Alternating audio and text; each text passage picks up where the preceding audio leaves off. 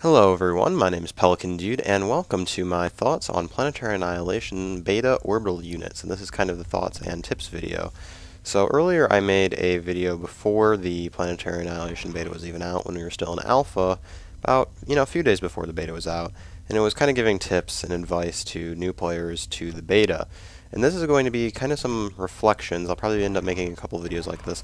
Now that the beta's out, different things that it's added, or just different things that it's changed, and kind of the best ways to play with those and hopefully take advantage of them.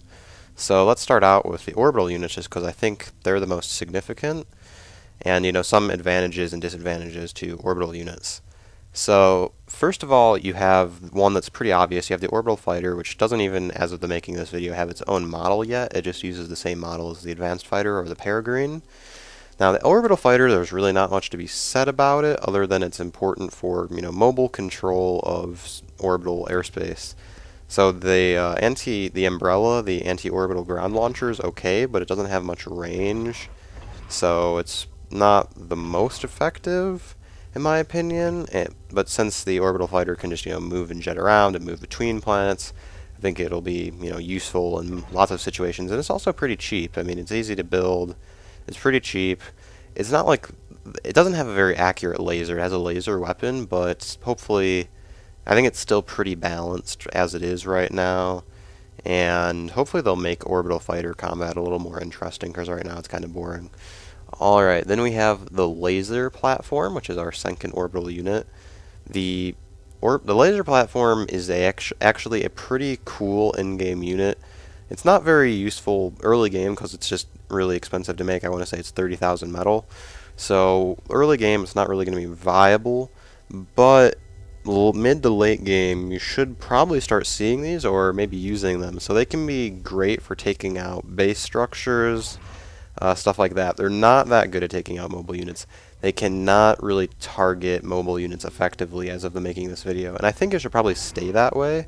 So let me rephrase that. They can target a mobile unit as long as it's standing still. But as soon as it starts to move, suddenly you're not really going to be able to hit it. So my suggestion is, if you know the enemy might have a couple orbital laser platforms and you don't have any orbital fighters or other orbital defenses, then if you're afraid of them sniping your commander, then set your commander to patrol around your base. And this is kind of just a generally good idea late game, just so that way the enemy maybe can't snipe you with a nuke, can't snipe you with mass bombers as easy, stuff like that. So that's just my tip. In fact, late game you might want to hide your commander off-world if that's possible. Alright, radar platform. Now, radar platform is pretty good for recon just because it gives you radar coverage of half the planet. Whatever half the planet that the radar platform is on, you're going to get radar coverage of that half of the planet. This was actually one of two orbital units that was in the alpha. Later on in the alpha, we had these two units, the orbital radar platform and the orbital fighter, to shoot them down. They are both very, very useful. And then, of course, you have the advanced radar platform, which is excellent recon because in addition to providing the huge radar bubble, it's also providing you with a very, very big amount of LOS, or line of sight. So you get to have the fog of war, or whatever you'd like to call it, revealed for a very long or large radius around the advanced radar platform. So that's a really great recon unit if you have maybe a sniper force going in to take out a couple specialized advanced structures, nuke silos, or enemy commander. Then that would probably be a good unit to make. Or it's also a good companion unit to the laser platforms, because then they can see what they're targeting instead of just targeting little random dots on the ground. Then we move on to the orbital lander, which there's not much to be said about it. It's just kind of the orbital lander. So you load in one unit at a time and you send them to a different planet. I hope they make a multi-unit version later on, because I feel like that would be more useful for planetary annihilation, planetary invasions. Because basically, like, that would be fun in my opinion to have like a little, maybe 10-unit lander that you'd see like 10 or 15 of them drop in and drop off a bunch of bots in the middle of a firefight or something. I personally feel like that would be kind of cool, but it's still useful for getting your commander off-world, getting a couple construction units to go along with him, and start colonizing another planet.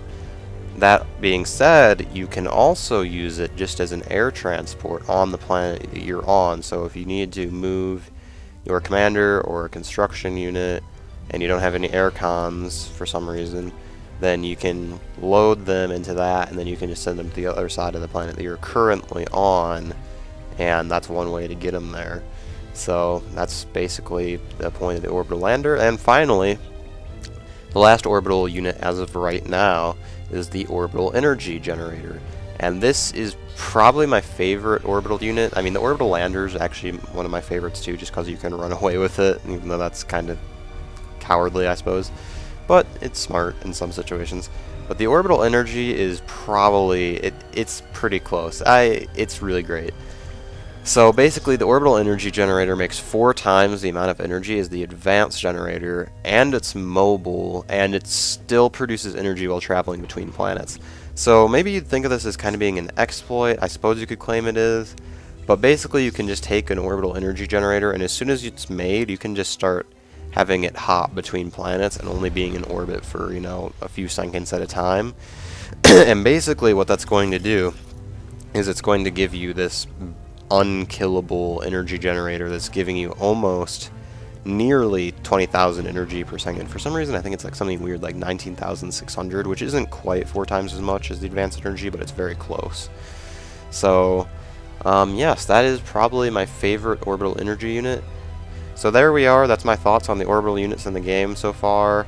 I'll be making another video soon on my thoughts on colonizing other planets and smashing planets into each other. And of course I'm also going to be keeping up my live commentary videos and, you know, maybe a couple Minecraft videos. I mean, they're just videos I enjoy making. So with that being said, I'll talk to you later, and I hope you enjoyed the video. Subscribe, like, whatever. Peace out.